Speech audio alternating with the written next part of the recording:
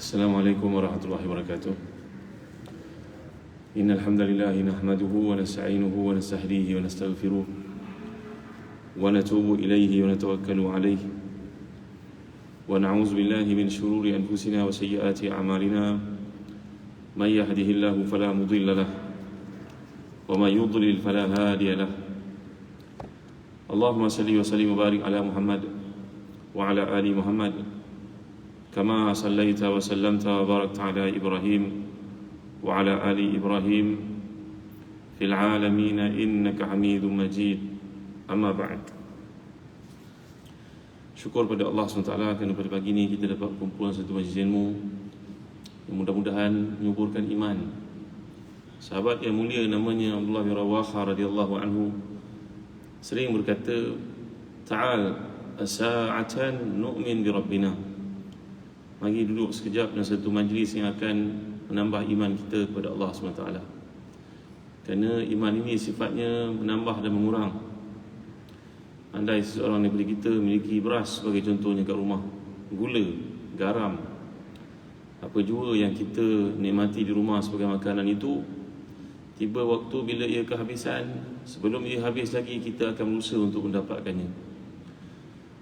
Adakah dalam perkara yang namanya iman pun kita bertindak serupa ataupun tidak? Kerana dalam hadis mengatakan, la yazni zani hina yazni wa huwa mu'min, wa la yasriku sariku hina yasrik wa huwa mu'min, wa la yashrabu syaribul khamr hina yashrab wa huwa mu'min. Dalam hadis sahih ini Nabi SAW telah bersabda, tidaklah berzina seseorang itu melainkan waktu berzina iman sudah tiada daripada dirinya. Dan tidaklah mencuri seorang itu melainkan tak kala dia mencuri iman sudah tiada daripada dirinya. Dan tidaklah minum arak seseorang itu melainkan tak kala dia minum arak iman sudah tiada daripada dirinya. Kata Ibn Abbas radhiyallahu anhuma mentafsirkan hadis ini, iaitulah orang yang melakukan perkara-perkara kemaksiatan, dosa-dosa besar, maka iman akan keluar daripada dirinya seperti awan terapung-apung di atas kepalanya. Jadi bicara kita pada pagi ini adalah satu perkara yang penting dalam hidup, iaitulah berkaitan dengan perjalanan kita ke akhirat. Perjalanan kat dunia kita ada GPS yang tertentu untuk menyampaikan kita, tapi ke akhirat tidak ada GPS yang dapat membantu kita melainkan apa yang dianjurkan oleh Rasulullah sallallahu alaihi wasallam. Yang ditunjukkan baginda, disampaikan oleh baginda sallallahu alaihi wasallam. Utsman bin Affan radhiyallahu anhu yang merupakan menantu Rasulullah sallallahu alaihi wasallam itu, as-sabiqun al-awwalun, antara 10 orang yang paling awal masuk Islam, yang paling banyak jasanya untuk Islam dalam perang Tabuk sebagai contohnya. Sehingga Nabi telah bersabda kepada Utsman bin Affan radhiyallahu an, "Ma dara Utsman ma fa'alahu ba'da al-yawm." Tak ada apa lagi yang akan memudaratkan Sayyidina Utsman bin Affan selepas apa yang dilakukan untuk Islam pada hari ini. Iaitulah pada perang Tabuk yang dipanggil sebagai Yaumul Usrah, Sa'atil Usrah, hari yang sangat payah itu. Utsman telah pun menginfakkan untuk Islam 1000 ekor unta yang penuh dengan muatannya.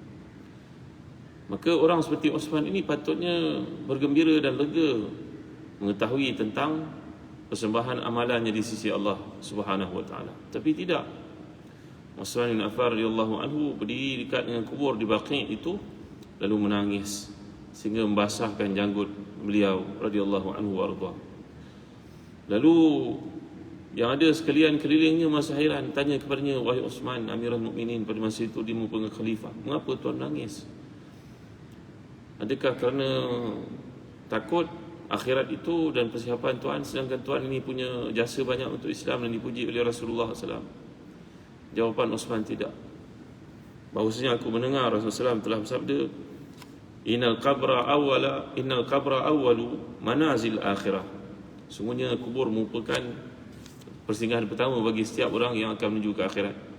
Fa in naja minhu fama ba'dahu aisaru minhu, wa illam yanju minhu fama ba'dahu ashaddu minhu.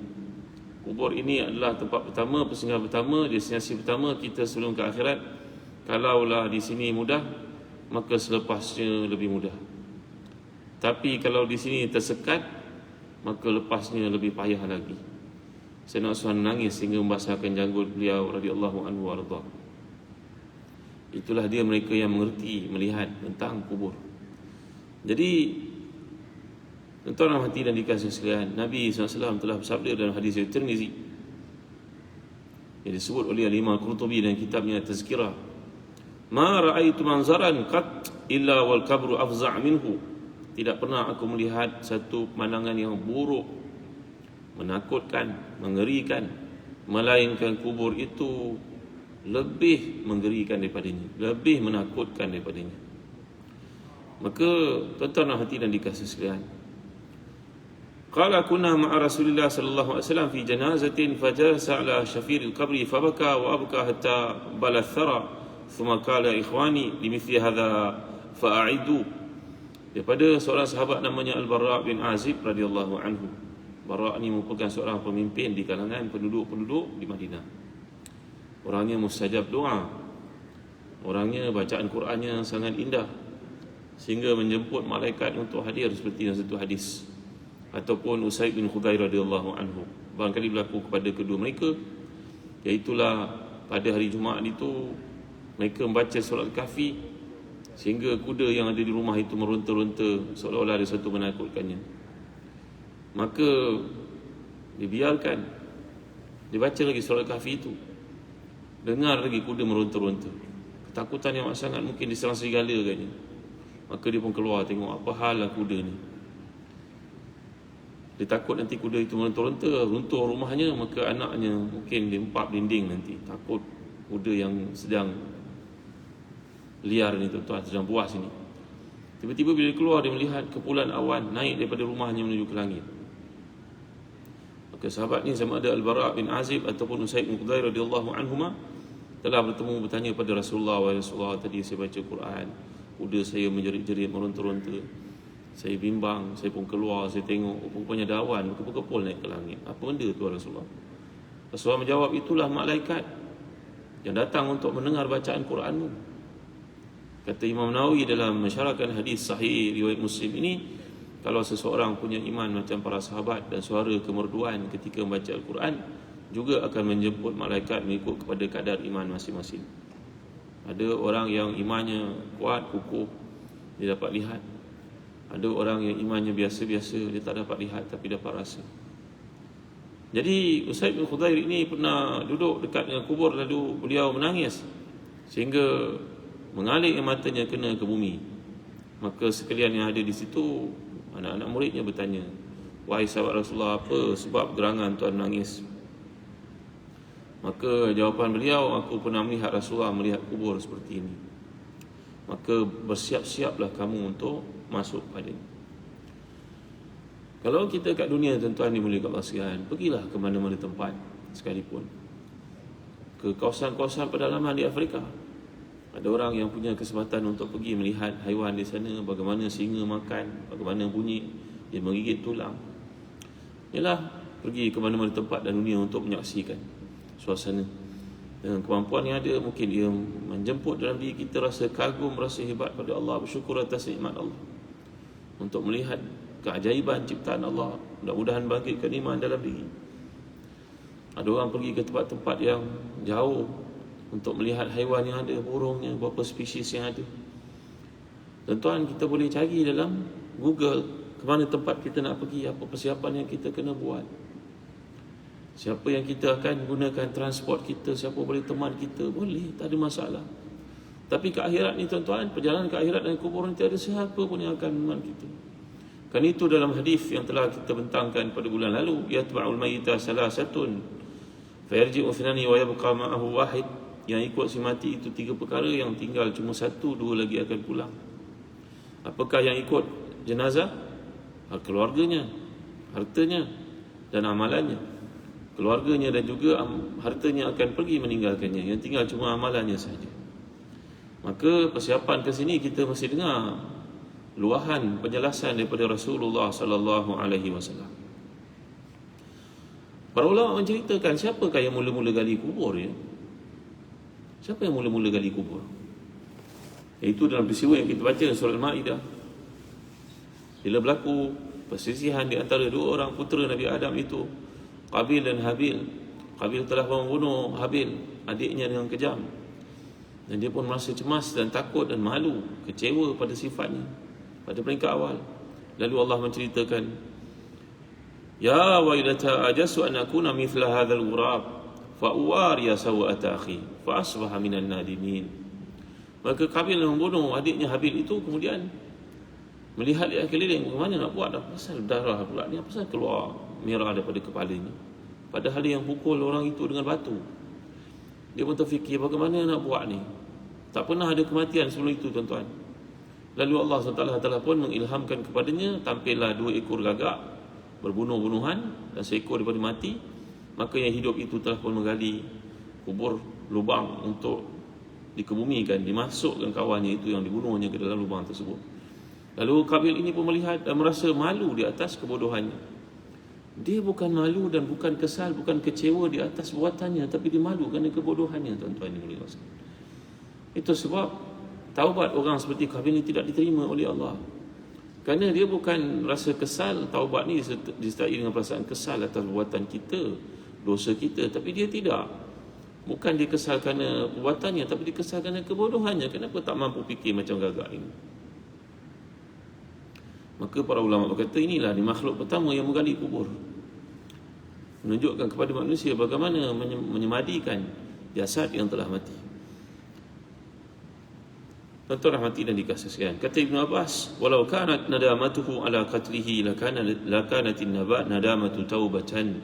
Kata Ibn Abbas radhiyallahu anhu mentafsirkan ayat ini, kalaulah Qabil menangisi perbuatannya di atas rasa kesal dan juga taubat kepada Allah kerana perbuatan maksiat lakukan itu membunuh adiknya sendiri, maka tentu Allah menganggapnya sebagai taubat.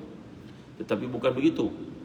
Dia merasa kesal di atas kejahilannya, kebodohannya, tidak dapat menguruskannya, nazar adik itu, maka ini bukan taubat di sisi Allah Subhanahu wa taala. Muslimin yang dirahmati dan dikasihi sekalian,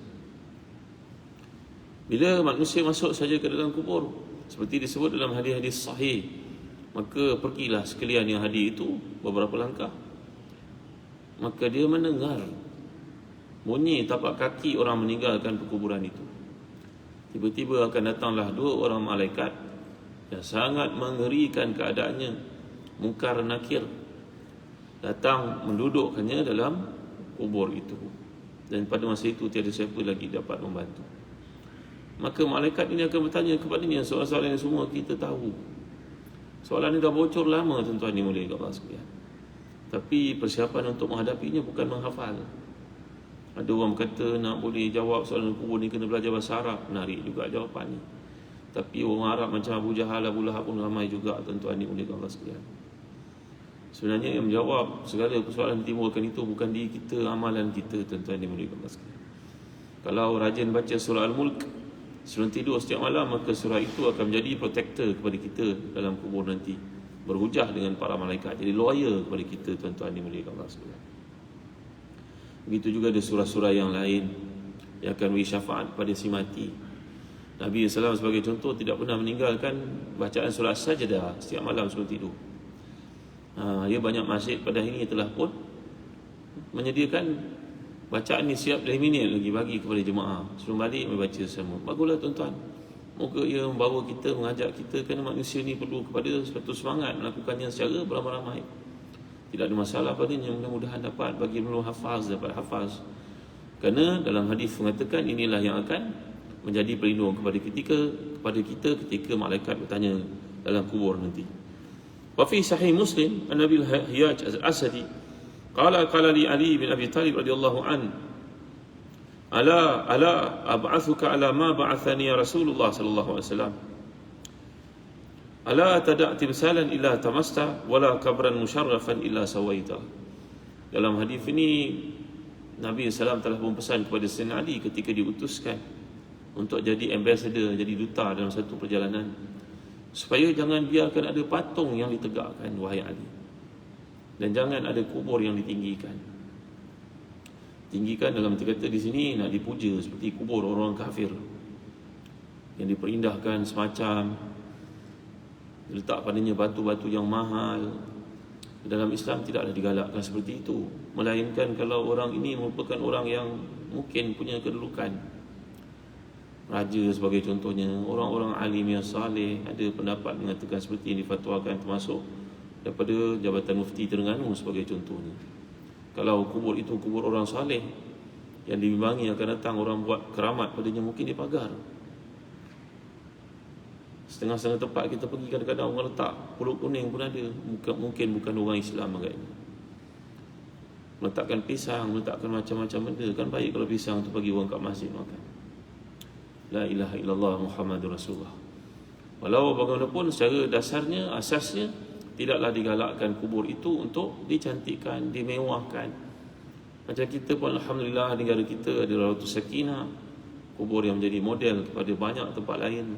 Setakat seperti itu alhamdulillah, syukur, cantik. Dapatlah keluarganya datang sali-sali untuk berziarah, galakan untuk pergi menziarahi kubur. Ala kuntu nahaitukum an ziyaratil qubur ala fazuruha fa innaha tuzakkirukum bil akhirah, kata Nabi sallallahu alaihi wasallam. Dahulu aku pernah menghalang kamu, melarang kamu daripada menziarahi kubur, tapi sekarang Allah membenarkannya, pergilah ziarah kubur kerana ia mengingatkan kamu kepada akhirat. Seorang tokoh korporat yang pernah meninggal, yang telah pun meninggal dunia sebelum ni, perniagaannya besar. Ketika meninggal dunia pun meninggalkan aset yang banyak. Orang saleh. Kerana ini diceritakan oleh seorang tuan guru pada saya, almarhum Datuk Dr. Harundin, bahawa tokoh korporat ni banyak hartanya. Tiap pagi Jumaat dia akan panggil semua manager-manager dia, "Mari, ikut aku mai sini." Bawa mana tuan-tuan? Bawa pergi kubur. Ni besok jalan akhir kita tahu. Kau terlibat dengan rasuah, besok tempat kau jawab besok akhirat.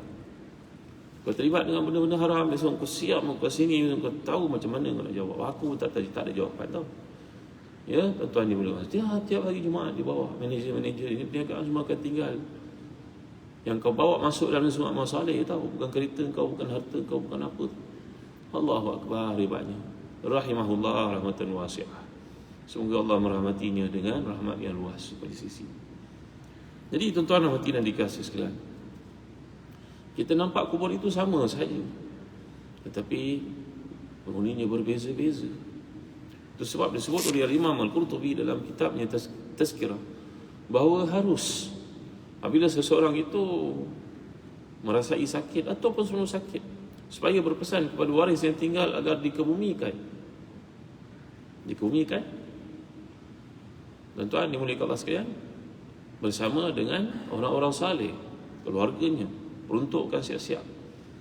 Saya penghulu kampung, saya minta kalau mati tanamkan sebelah Tuan Mufti ini sebagai contoh. Harus buat wasiat seperti itu tuan-tuan. Dan sunat bagi orang, bukannya wajib, sunat bagi orang yang tinggal melaksanakan tanggungjawab tersebut. Kerana ini pernah berlaku pada zaman Musa AS. Nabi Allah yang terkemuka itu pun pernah berwasiat supaya dikebumikan di tempat yang tanahnya warna merah di satu tempat. Tuan-tuan dan hadirin dikasihi sekalian. Jadi bila kita lihat kata penyair yang terkemuka Abu Al-Atahiyah, "Ya ayuhar rajulul mufakkiru nafsahu." Wahai orang yang memberatkan dirinya dengan banan-banan dunia. Sungguhnya orang yang innal mukhifa la ahsanu hala, orang yang bersederhana itu akan mudah pulangnya. Kerana kata Samurah bin Jundab radhiyallahu anhu, dunia ini seperti digambarkan, yang halal itu dihisab, yang haram itu diazab, kata beliau. Sama ada kata-kata Samurah ataupun kata-kata seorang nama Abdullah bin Mas'ud radhiyallahu anhu, iaitu dunia ini benda yang halalnya akan dikira dan benda yang haramnya akan diazab. Itu sebab sahabat yang mulia seperti Salman Al-Farisi radhiyallahu anhu, Abu Zar Al-Ghifari, itu juga Bilal bin Rabah, itu juga Huzaifah bin Al-Yaman, ramai di kalangan sahabat-sahabat ni yang pilih untuk hidup sederhana. Sederhana berarti kata bukan sederhana lepas tu minta-minta pada orang, bukan. Tapi sederhana maknanya dia suka hidupnya. Apa keperluan yang sebenar ya? Rumah, kereta, kerjaan, mungkin sedikit wang untuk ditinggalkan kepada anak-anak, dan kemudian benda yang perlu lagi. Selain daripada itu, habis semuanya diberikan untuk Allah dan Rasulnya. Itu disebut hadis al-kayyisu man dana nafsahu wa amila lima ba'da al-maut, wal ajizu man atba'a nafsahu hawaha wa tamanna 'ala Allahil amani. Orang yang Bijak itu adalah orang sentiasa buat sukatan pada dirinya, buat muhasabah dirinya, cek dirinya. Muhasabah tentang berkaitan hisab. Muhasabah ni macam accounts, tuan-tuan. Accounting. Matematik lain daripada account, bukan? Kalau kita orang matematik 1+1=2, tapi accounts ni lain. Begitu juga akaun akhirat kita kena macam tu. Aku kalau buat benda ni, datang sembahyang Jumaat awal waktu, macam ni gandaan dia. Datang lambat sikit, kurang. Lambat lagi, kurang. Macam mana kiraan di sisi Allah? So aku kena datang yang paling awal. Waktu yang paling Allah suka untuk lihat aku, waktu sekian-sekian. Aku kena bangun. Macam mana pun aku kena bangun. Apa yang menghalang aku untuk bangun? Aku tidur lambat, aku buat maksiat, aku makan banyak. Maka semua benda itu kena di stopkan. Kena buat perkiraan, tuan-tuan dimuliakan Allah sekalian. Maka sahabat-sahabat yang mulia seperti contohnya Salman Al-Farisi radhiyallahu anhu, hidupnya bergelumang dengan mencari ilmu. Daripada kecil dia berfikir, Nabi Ibrahim AS melihat, apa pasal pula kena sembah api ya? Tanya pada bapaknya. Bapaknya kata, kau cakap soalan lagi, aku rejam kau dengan batu nanti. Dan bapaknya tak boleh jawab. Bapaknya antara orang yang penting yang membuat api sembahan orang-orang Majusi di Parsi, di Iran. Salman Al-Farisi radhiyallahu anhu akhirnya telah melarikan diri, mencari tempat untuk ibadah, jumpa dengan seorang padri beriman kepada agama Nabi Isa sebelum Muhammad sallallahu alaihi wasallam. Akhirnya padri itu sakit, padri itu tua nak mati, beritahu padanya, Salman, anakku, aku akan mati, pergilah kau ke tempat sekian-sekian nak. Pergi pula ke Syam. Di Syam, Syria, belajar. Dan padri yang dipelajari itu dilihat depan orang bukan yang baik lagi, belakang dia kumpul harta, penuh harta di bawah gereja itu disimpan. Maka pada hari mati yang padri tersebut, orang semua bersedih, takziah. Salman berkata, sungguhnya padri ini bukannya baik seperti sangkaan kamu, sebenarnya dikumpul banyak harta. Orang yang tidak tahu, orang tak percaya, tengok di bawah gereja itu penuh dengan harta, emas, perak, sebagainya. Maka dibaling dengan kubur padri ini. Salman meneruskan pergi mengaji lagi, mengaji sehingga akhirnya satu hari dia nak pergi satu tempat, telah ditangkap, telah pun dijual sebagai hamba padahal dia orang merdeka, dan jatuhlah dia ke tangan seorang Yahudi yang memiliki kebun kurma besar di Madinah. Satu hari ketika sedang manjat pokok kurma ini, menurunkan buah kurma, dia mendengar tuan kurmanya bersembang dengan sepupunya di sebelah, jirannya, yang juga merupakan pekebun kurma. Aku dengar ada seorang datang dari Mekah mengaku menjadi Nabi akhir zaman, namanya Muhammad. Salman pun turun melompat daripada pokok kurma tu, bertanya kepada tuannya, tanya pada sepupu tuannya. Dia pun kena pelempang, tuan-tuan dimuliakan Allah sekalian. Apa hal kamu menyebut kamu hamba naik atas pokok ni? Kerja macam biasa. Apa sahaja kamu menyebut, tanya pula, ni soalan orang. Bos-bos apa pula kamu kena mana? Salman mendengar penuh cermat dan akhirnya berjumpa dengan Rasulullah sallallahu alaihi wasallam. Dan Rasulullah telah memberikan kepadanya kemerdekaan. Rasulullah minta para sahabat kumpulkan emas. Dengan emas itu dia menebus dirinya, menanam pokok kurma di tanah yang gersang milik Yahudi itu, yang memberitahu kepadanya, kalau kau dapat tanam pokok kurma sebanyak ini, wahai Salman, kau merdeka. Padahal memang kebun kawasan itu gersang, tapi Nabi SAW dengan mukjizat baginda SAW menanam pokok kurma, tumbuh, mengetahui bahawa tempat itu kelak akan jatuh ke tangan orang Islam bila Yahudi ditewaskan. Ya tuan-tuan dimuliakan Allah sekalian, Salman belajar banyak, ilmunya banyak. Pada hari beliau berkahwin, maka isinya dihiaskan secantik-cantik oleh orang-orang Arab. Salman berkahwin di Madinah dengan seorang daripada Ansari. Maka mereka menghiaskan wanita ni, ialah pada malam pengantin. Salman pun datang berkata kepadanya, Allahu Akbar, wahai isteriku, aku tak perlulah cantik seperti ini. Ya, setakat yang ada hidup kita sederhana, tak payahlah pinjam-pinjam barang orang, emas dan sebagainya. Aku tahu kita hidup miskin, cukup sederhana. Ya, tuan-tuan dimuliakan Allah sekalian, mereka memilih untuk hidup serba sederhana. Ada sahabat-sahabat yang bertindak demikian. Tak menafikan ada yang kaya pun ramai sahabat-sahabat Nabi. Kalau kita mengatakan bahawa sahabat-sahabat majoritinya merupakan miskin, itu tidak betul.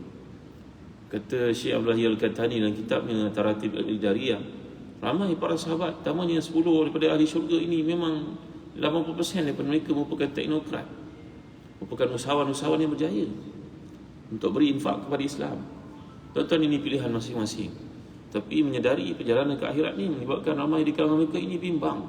Andai dalam pengumpulan harta itu ada benda-benda yang tak boleh jawab nanti di sisi Allah SWT. Ya, Maka dikatakan oleh Imam Qurtubi, ya haza aina allazi jama'tahu min al-amwal wa 'adatahu lisyada'id wal ahwal laqad asbahta kafuka minhu inda al-maut khaliyatan safra wa badalta min ba'di ghinaka wa 'izzika dhulan wa faqran. Wahai orang yang hidup, yang mengumpulkan bagai-bagai harta, ketahuilah olehmu, nanti ketika kamu mati, nanti tangan kamu kosong, tangan kamu tidak ada apa-apa yang kamu bawa pulang. Allah akan gantikan kamu dengan kekayaan, dengan kemiskinan. Tahu tak kamu tentang perjalanan itu? Fa kaifa asbahta ya rahina uzarihi wa ya man suliba min ahlihi wa diyarihi. Adakah kamu ini tahu kamu akan jadi tebusan terhadap segala beban kerja yang kamu lakukan ketika di dunia dahulu? Semua yang akan ditanya Allah SWT. La tazalu qadama 'abdin hatta yus'ala an arba', an umrihi fima afna, wa an jasadihi fima abla, wa an ilmi fima fa'ala bi, wa an malihi min aina iktasabahu wa fima anfaqahu. Dalam hadis sahih ini Nabi Islam sabda, tahu tak kamu, tak berganjak kaki kamu di hadapan Allah kelak melainkan kamu dapat jawab 4 soalan. 4 soalannya semua orang akan jawab depan Allah tanpa laisa bainaka wa bainahu turjuman. Tak ada seorang pun jadi orang tengah membantu kamu untuk jawab. Kat dunia ada apa perkara ada orang tengah. Kita ada PA, ada orang ada lawyer sendiri, boleh jawab. Oh, minta maaf saya tak jawab ni lawyer saya akan jawab. Akhirat tak boleh tuan-tuan. Akhirat kita sendiri kena jawab. Tunggulah. La ilaha illallah Muhammadur Rasulullah. Masya-Allah tabaraka wa taala. Orang beriman menunggu untuk jawapan itu seumpama dia menunggu di antara sembahyang kepada sembahyang yang lain. Menunggu daripada azan sampai iqamat. Tadi subuh berapa lama? Azan 6:11, sembahyang 6:20 lebih kurang. Maka begitulah orang beriman menanti bahagiannya untuk ditanya oleh Allah sependek itu. Tetapi bagi si kafir, si munafik, si fasik, dia rasa bila nak habis ni, bila nak selesai ni. Tuan-tuan dimuliakan Allah sekalian, kita tunggu giliran di bank ke, rasa lambat boleh balik, tunggu kejap lagi datang pula. Tak, akhirat tak, kau tunggulah situ. La haula wala quwata illa billahil aliyyil azim. Ya, tuan-tuan dimuliakan Allah sekalian. Bila seorang dimasukkan dalam kubur dan ditanya kepada seorang-seorang, dia dapat jawab. Maka kata malaikat itu kepadanya, duduklah kamu, akan dibukakan untuk kamu syurga ini seluas mata memandang. Ya, kamu tidak akan ditanya lagi. Duduk rehat kat sini. Allahu Akbar. Walaupun kubur itu kita nampak hanyalah tanah liat, tanah yang hitam, berbau, datang hujan, bayangkan dalamnya bagai jenis ulat akan duduk. Bayangkan satu jenazah itu dibuka semula selepas berapa waktu dikebumikan, akan jadi tinggal tulang belulang saja. Tetapi untuk orang beriman, kubur itu akan digantikan Allah menjadi sewangi-wangi tempat, seharum-harum tempat. La ilaha illallah Muhammadur Rasulullah. Masya-Allah tabaraka wa taala. Manakala bagi orang yang kafir, yang fasik, yang munafik, maka kubur itu akan menghimpitnya sampai ke hari kiamat. Dia dibalun oleh malaikat di situ, tuan-tuan dimuliakan Allah, sampai ke hari kiamat. Wa yaumal qiyamati adkhilu ala fir'auna ashaddal azab. Allah cerita, ya, bahawa api itu dinyalakan untuknya pagi, petang, siang, malam. Dan bila berlakunya kiamat, maka Allah berseru, malaikat berseru, masuklah Fir'aun dan segala penyokong-penyokongnya dalam azab yang menyala-nyala.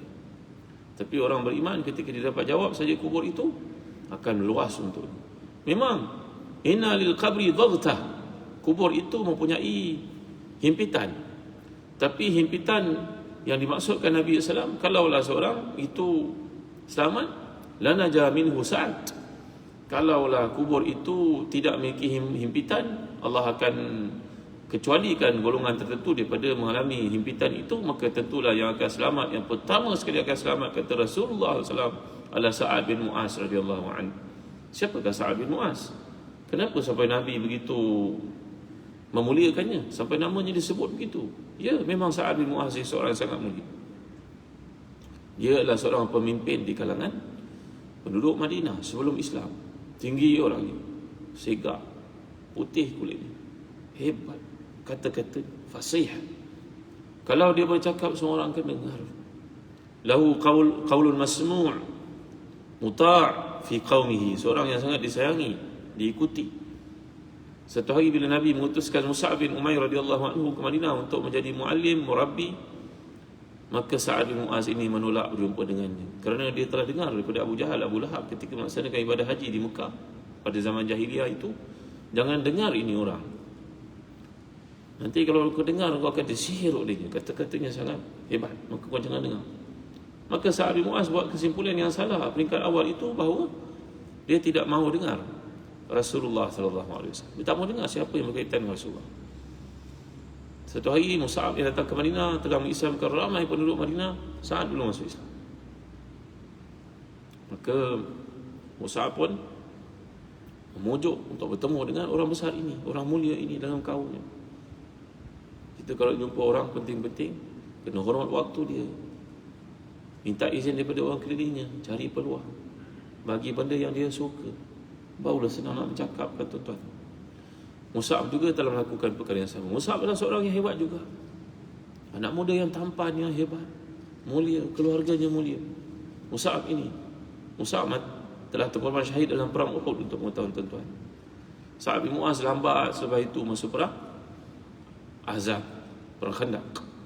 Ya, maka Mus'ab bin Umair minta untuk bertemu dengannya, berkata dengannya, ketika bertemu umpama buku dengan ruas itu, dua-dua hebat. Maka Mus'ab berkata kepada Sa'ad, wahai pemimpin penduduk Madinah, menghormati engkau yang sangat menghargai engkau. Aku mengetahui engkau seorang yang sangat mulia, hebat, disayangi, semua sifat-sifat baik daripada-Mu, dan kau orang bijak. Apa salahnya kalau engkau mendengar aku bercerita dahulu? Kalau cerita aku betul, kau ambil. Kalau cerita aku tak betul, kau buang. Engkau orang bijak. Maka Sa'ad bin Mu'az kata, ya betul juga, baik, cerita pada aku. Maka Mus'ab pun bercerita tentang Islam.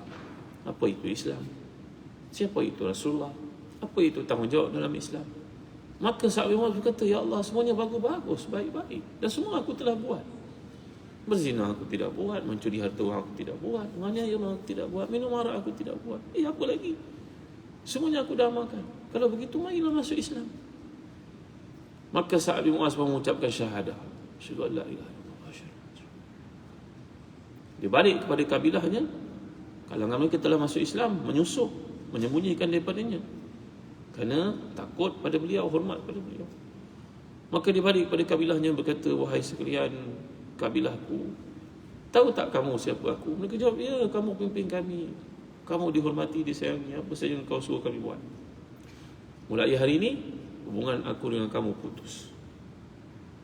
Maka ayah ibunya isinya terkejut, kenapa?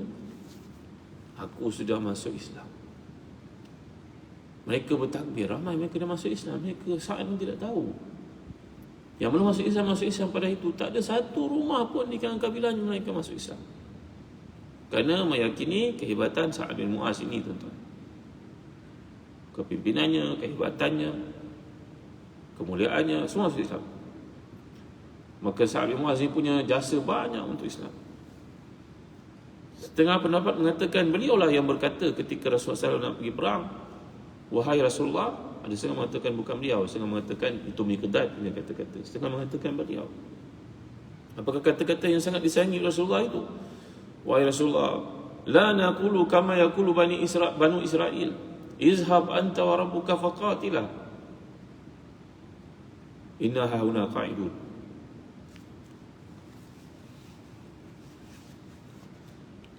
Kami tidak akan kata kepadamu wahai Rasulullah,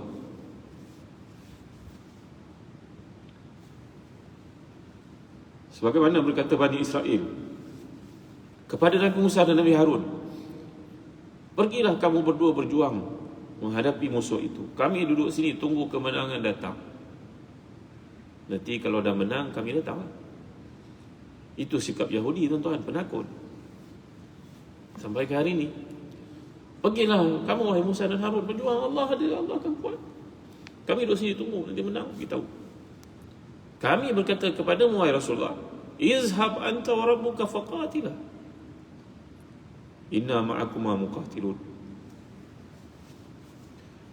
Pergilah Tuhan wahai Muhammad SAW bersama dengan Allah untuk berjuang, kami akan ikut bersama-sama. Tuhan masuk lautan api sekalipun kami akan ikut. Ya, sama ada kata-kata ini kata-kata Miqdad ataupun kata-kata Sa'ad, tapi menyebabkan Nabi gembira sallallahu alaihi wasallam. Sa'ad bin Mu'az ini tuan-tuan, banyak jasanya untuk Islam. Beliau terlibat dalam perang Khandaq, dan lepas perang Khandaq itu beliau mengalami luka yang parah.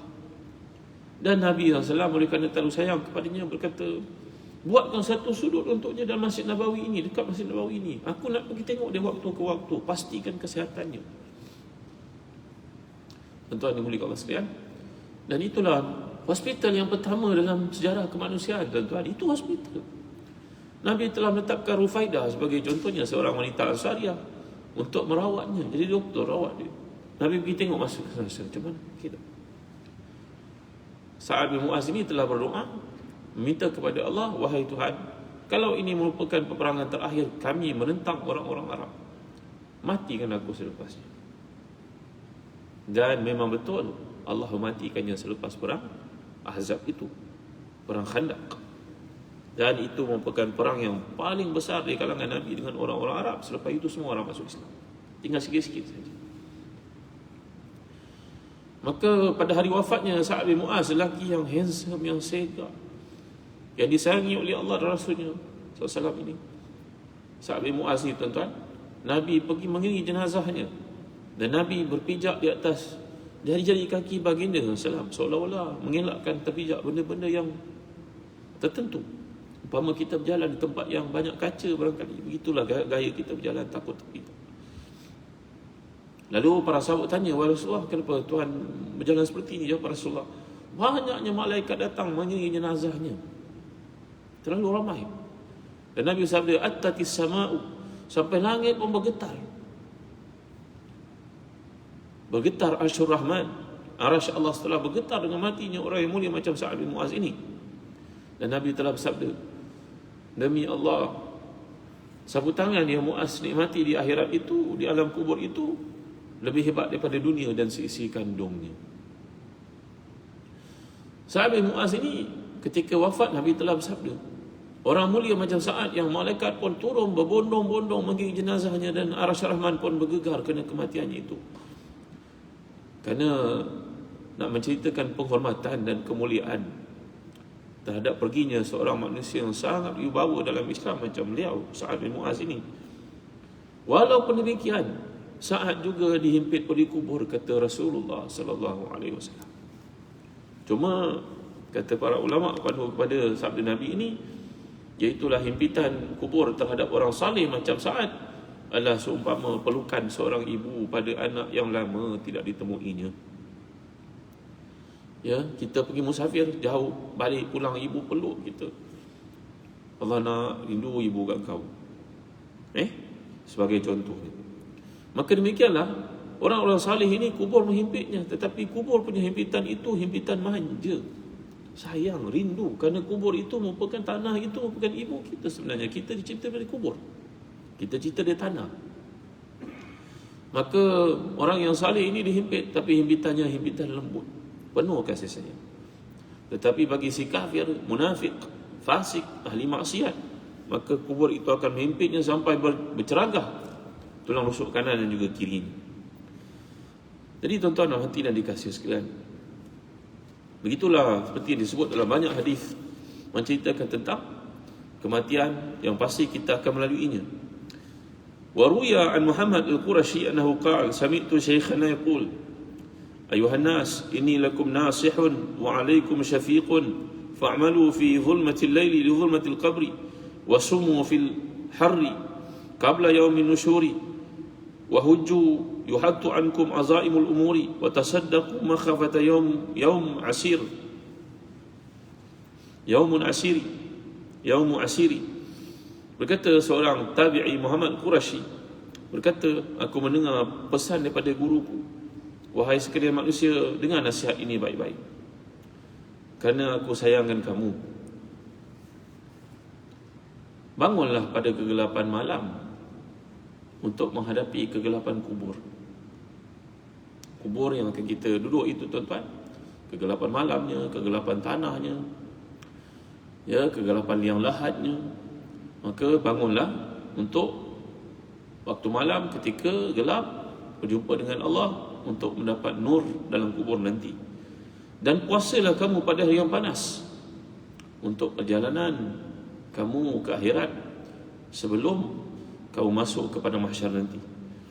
Dan tunaikanlah haji, maka akan digugurkan daripada kamu segala dosa-dosa besar yang kamu lakukan. Dan bersedekahlah dengan apa yang ada, yang mengikut kemampuan kamu, kerana ingatlah di akhirat itu tidak ada peluang lagi untuk melakukan kebaikan, maka lakukanlah sedekah pada hari ini. Wa kana Yazid al-Qashi yaqul fi kalamihi ayyuhal maqbur fi hufratihi al-mutakhalli fi al-qabri bi wahdatihi al-musta'nisu bi batni al-ardi bi a'malihi laita sya'ri bi ayyi a'malika istabsharta wa bi ayyi hawarika irtabatta summa yabki hatta yubillu hatta yabulu imamatahu wa yaqul istabshir wallahi bi a'malihi salihah واغتبت والله بإخوانه المعاونين له في طاعة الله وكان إذا نظر في القبر صرخ كما يصرخ الثور وسيأتي في أن القبر يكلم العبد إذا وضع فيه وما فيه من الموعظة إن شاء الله. Yazid al-Qashi berkata, wahai orang yang akan dikebumikan dalam kuburnya dan akan tinggal berdiam seorang diri dalam kegelapan itu, dan akan duduk dalam bawah perut bumi itu dengan amalan-amalannya, pada ketika itu dia merasa kemanisan, keseronokan kerana amal-amalnya itu yang menemaninya. Kalau kita kat dunia ni tuan-tuan, bayangkan kalau sakit, suami kalau sakit duduk ke hospital, datang isteri teman, buat air, jaga, bercakap, baiklah isteri tuan-tuan ni. Banyak jasanya daripada kita kan. Pernah diceritakan kata-kata ini oleh Imam Mujairami, seorang ulama dalam mazhab fiqh Syafi'i terkemuka, walaupun cerita ni dinafikan oleh para ulama hadis. Sayyidina Umar, salah seorang isterinya bernama Ummu Kalthum. Ummu Kalthum ni cucu Rasulullah tuan-tuan, iaitu anak kepada Sayyidina Ali karramallahu wajhah. Kalau tanyakan soalan ni kepada orang Syiah, orang Syiah akan bungkam. Mereka benci sangat kepada Sayyidina Umar. Tanya kepada dia, kalaulah Sayyidina Ali benci dengan Sayyidina Umar, kenapa Sayyidina Ali kahwinkan Sayyidina Umar dengan puteri dia yang tercinta, puteri bongsunya yang bernama Ummu Kalthum itu? Orang Syiah takkan boleh nafikan perkara ini. Dia takkan boleh jawab kan? Takkanlah Sayyidina Ali benci sangat pada Sayyidina Umar, lepas tu kahwin dengan pula puteri dia bongsu pula tu dengan musuh ketatnya, kalau itu yang kamu katakan. Orang Syiah tak boleh jawab soalan itu. Hanya orang yang tak waras saja akan kahwinkan anaknya dengan orang yang dibenci. Maka Sayyidina Ali karramallahu wajhah mengahwinkan putrinya Ummu Kalthum itu dengan Sayyidina Umar Khattab radhiyallahu anhu. Pada usia Sayyidina Umar sudah 50 tahun lebih. Dan Ummu Kalthum ni usianya 10 tahun. Tuan-tuan dimuliakan Allah sekalian. Maka Ummu Kalthum ni banyaklah sejarahnya bersama dengan Sayyidina Umar. Sayyidina Umar, Sayyidina Ali berkata kepada putrinya, wahai putriku, kau berkahwin dengan lelaki terbaik selepas Rasulullah, selepas Abu Bakar, inilah orangnya. Lelaki terbaik selepas Abu Bakar, inilah orangnya, kahwinlah dengan dia. Ummu Kalthum ni kemudian bila Sayyidina Umar wafat, dia berkahwin lain ya, kerana dia masih muda lagi. Maka Ummu Kalthum radhiyallahu anha berkahwin dengan Sayyidina Umar. Dia mengidam pada waktu dia mengandung. Maka minta kepada Sayyidina Umar suaminya untuk membelikan padanya kek, macam kita kek lah tuan-tuan, halwa. Sampai jadi satu syair yang dibuat oleh para ulama. Yauma ishtakat zawjuha al-halwa faqala laha anna li thamanul halwa fa ashriha. Pada hari isterinya berkata kepada suaminya, wahai suamiku, belikan aku kek. Maka jawapan suaminya, manalah aku abang ada duit sayang untuk belikan kek. Tak ada duit. Sayyidina Umar punya duit cukup-cukup makan saja tuan-tuan. Ketika menerima daripada Baitul Mal, dia bagi sukatan yang tepat pada keperluannya, bakinya kembalikan kepada Baitul Mal. Subhanallah, masya-Allah, tabarakallah. Ya, maka isinya dapat duit, simpan, kumpul. Adalah peluang akhirnya terkumpul sejumlah, pergi beli, minta suaminya, bang tolong belikan kek. Sayyidina Umar kata, masya-Allah, maknanya aku bagi kau ada lebih. Ambil, balik pada Baitul Mal. Yang mashtaka zawjuha al-halwa faqala laha anna li thamanul halwa fa ashriha. Tuan, banyaklah kisahnya. Sayyidina Umar pergi pada waktu malam, melihat keadaan rakyat yang susah, melihat orang pada waktu kegelapan malam. Ya, tiap malam buat, bukan musim banjir je, tiap malam pergi buat. Sayyidina Umar Khattab radhiyallahu anhu akhirnya melihat Ada satu tempat yang nyala api dan melihat seorang lelaki yang stranger, kamu datang sini apa? Kata saya datang ni pindah. Bawa isteri kat dalam tengah menunggu waktu untuk melahirkan anak. Allahu Akbar. Ada orang bantu tak? Tak ada. Nanti tu boleh balik ke rumah. Dia panggil isterinya Ummu Kalsum, cucu Rasulullah, anak Sayyidina Ali, anak Fatimah itu untuk datang. Jadi bidan pada malam itu. Mereka tidak tahu itu Sayyidina Umar dengan isterinya. Mereka tidak tahu. Tak kala baby dilahirkan, maka perempuan ini, Ummu Kalsum ini, isterinya terpanggil, Amirul Mukminin, baby dah lahir. Barulah lelaki tahu Allah ini Amirul Mukminin, Sayyidina Umar.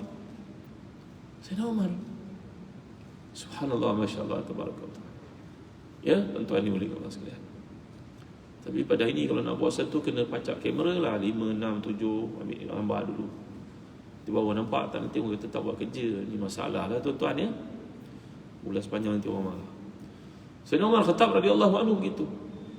Sayyidina Umar bercakap pada isinya ketika pujuk untuk sambut baby itu, marilah kita buat satu amalan di syurga, nak kita bantu orang. Saya kata, apa bang? Benda baik, sangat baik, peluang tak selalu berlaku. Apa dia? Mari jom, aku tunjukkan kau. Apa? Sambut baby. Isteri, Perdana Menteri, Presiden negara yang paling berkuasa pada masa itu sambut baby tanpa ajak orang lain. Allahu Akbar, la ilaha illallah, Masya Allah, Tabarakallah. Sayyidina Umar biasa hidup ini ada tegang, ada gembira, biasa. Hujan panas yang hidup ni biasalah tuan-tuan. Sayyidina Umar pernah dimarahi oleh isteri ini, dan cerita ini tidak mengurangkan sedikit pun daripada kemuliaan Sayyidina Umar sebenarnya. Sayyidina Umar didatangi oleh seorang minta bantuan untuk bertanya, untuk dapat kaunseling tentang isu keluarga. Dia nak bercerita pada Sayyidina Umar, isterinya dulu masa mula-mula kahwin langsing, kurus. Bila lepas kahwin ada ni macam, yalah tuan, hati senang sebagainya. Lepas tu masa belum kahwin cakapnya lembut, bila lepas kahwin dah dapat anak cakapnya kasar. Banyak aduan dia nak buat pada Sayyidina Umar. Rumah Sayyidina Umar ni kat depan ada bangku. Kata Imam Bujairani, ini bukan cerita hadis tuan ni, ini cerita. Maka dia pun datang ke rumah Sayyidina Umar Khattab radhiyallahu anhu pada pagi itu untuk mengharapkan ada nasihat yang boleh diberikan terhadap isterinya. Tiba-tiba waktu dia datang, dia dengar Sayyidina Umar dijerkau oleh isterinya. Isterinya siapa itu? Ummu Kalsum itu. Isterinya marah kepadanya, dengar suaranya kat luar rumah. Umpama seorang perempuan marah suami lah. Kan, tuan ni boleh sekalian. Ada orang buat lawak. Singa jantan itu takut pada singa betina. Singa betina tu marah, singa jantan tu diam. Ya tuan-tuan ni boleh sekalian. Sayyidina Umar kena marah dengan isinya. Maka orang itu pun di luar rumah mendengar, Allah, macam ni Sayyidina Umar mau kena marah dengan bininya. Dia kali 5 aku. Dia pun beransur nak pergi, tak mau dengar lah nasihat kononnya. Sayyidina Umar keluar rumah, nampak dia sedang bergerak pulang. Sayyidina Umar panggil, Fulan, dari sini. Tadi kau datang sini, kau balik kenapa? Ada apa hal kau datang? Cakap Sayyidina Umar, Amirul Mukminin, saya datang nak beritahu tentang masalah isteri saya. Saya dengar isteri tuan pun marah tuan, lebih kurang sama. Jadi tak ada benda saya nak minta tolong. Sayyidina Umar kata, duduk dengar cakap. Ini kata-kata hikmah tuan ni. Ini tidak mengurangkan sedikit pun daripada kedudukan Sayyidina Umar Khattab radhiyallahu anhu. Dia kata, wahai sahabatku, perempuan, isteri kita ni, dia teman hidup kita. Dia basuh baju kita, apa lagi, digosok baju kita, agaknya lah bahasa mudah kan, masak untuk kita, dia melahirkan anak-anak untuk kita. Mungkin ada benda yang kita bersalah faham dengan dia. Dia marah, waktu dia marah tu kita dengar. Mungkin kita pun ada marah dia.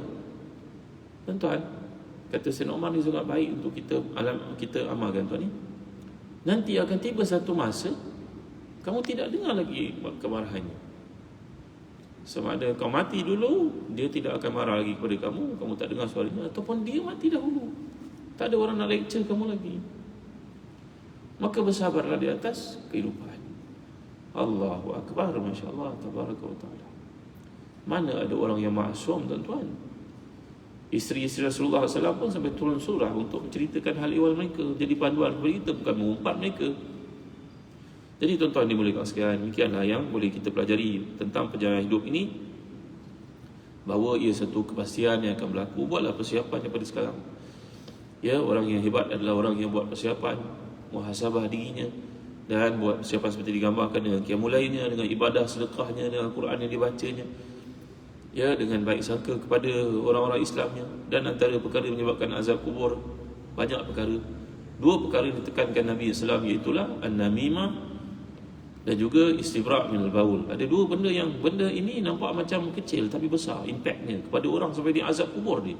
Yang pertama, tidak istinja daripada kencing dengan betul, maka dia sembahyang dalam keadaan bernajis. Yang kedua, kerana dia mengumpat dan suka menyampaikan cerita. Dia apa dipanggil? Mengadu domba, backbiting, bercerita hal orang. Dengar abang ni cerita orang, dengar abang ni cerita orang. Dan orang perempuan ditegur oleh Rasulullah SAW secara khusus dalam masalah-masalah seperti ini. Ya, orang perempuan beriman, mukminah salihah, bakal-bakal di syurga. Ingat betul-betul ni pesan Nabi SAW. Orang perempuan ni disabdakan Nabi SAW, jagalah diri kita daripada berkata-kata. Kadang-kadang kita menyebabkan keluarga jadi haru biru. Kita cakap tu benda betul, tapi penyampaiannya boleh menyebabkan salah faham. Kadang benda tu tak perlu disampaikan, tapi disampaikan. Lalu kesannya kepada perhubungan kekeluargaan boleh retak, tuan-tuan dimulakan sekalian. Jadi ada banyak lagi perkara yang boleh disentuh. InsyaAllah kita akan bincangkan di kuliah akan datang. Perjalanan seterusnya selepas alam kubur, apa lagi perkara yang akan kita lalui. Wallahu a'lam, sallallahu ala sayyidina Muhammad wa ala alihi wa sahbihi wa baraka wasallam. Alhamdulillahirabbil alamin. اللهم اغفر لنا ذنوبنا وإسرافنا في أمرنا وثبت أقدامنا وانصرنا على القوم الكافرين. اللهم أحسن عاقبتنا في الأمور كلها وأجرنا من خزي الدنيا وعذاب الآخرة.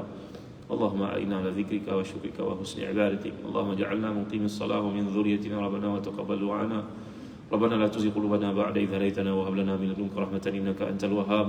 ربنا آتنا في الدنيا حسنة وفي الآخرة حسنة وقنا عذاب النار. صلى الله على سيدنا محمد وعلى آله وصحبه وسلم. الحمد لله. Ada tuan-tuan ada peluang, buatlah sembahyang sunat syuruk 2 rakaat. Ganjarannya seperti menunaikan ibadah umrah ataupun haji seperti sabda Nabi SAW. Sembahyang sunat syuruk 2 rakaat. Apa surah dapat baca, baca. Tak baca pun tak mengapa selepas Fatihah itu. Sekian waktunya, sekarang ni waktunya telah masuk. Assalamualaikum warahmatullahi wabarakatuh.